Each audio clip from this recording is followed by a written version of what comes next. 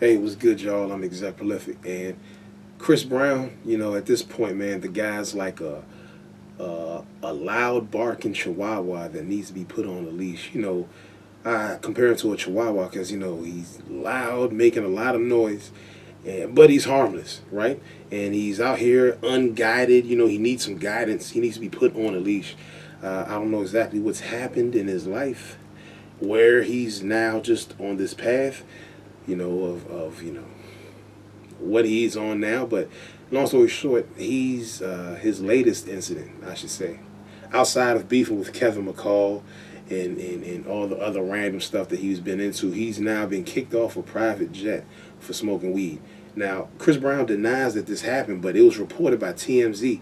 And to this day, I have not known TMZ to be extreme, very erroneous and very misguided with their information. It's typically on point. I'll give them like a 90-95% rate of accuracy. Now, he's basically saying what was said is that, they got kicked off the jet for smoking loud, right? That's what the recording was labeled as.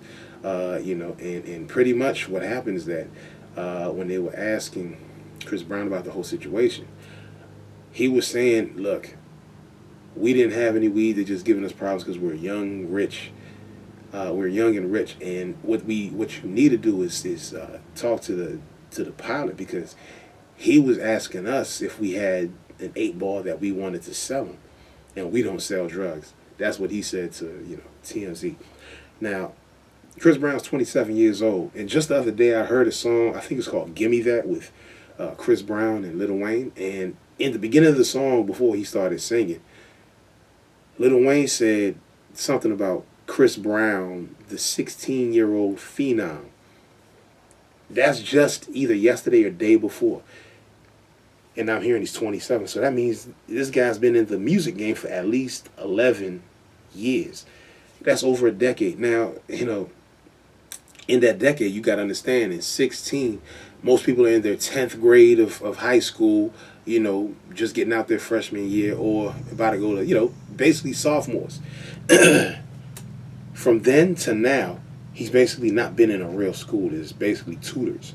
So you don't have the establishment of school to bond, with friends normally like you would till you graduate. You didn't have college, that institution to make your friends. So everybody he's made friends with is in the industry.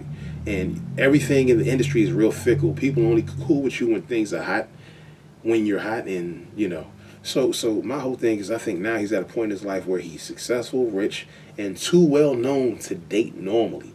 Too well known and too rich to make normal friends. And I don't think he had the skill set to ever really set things up for himself to do so. Some people do, some don't. I don't think he does.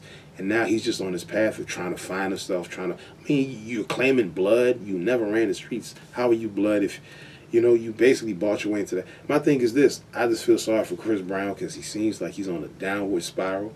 And I hope he catches himself, because a lot of these minor things is going to add up to a big thing. And I don't want to see this guy blowing himself, getting himself locked up for a very long time. You know what I'm saying?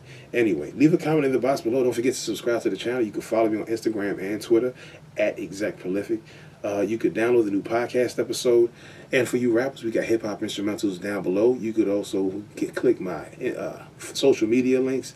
Click those links. I'll talk to you later.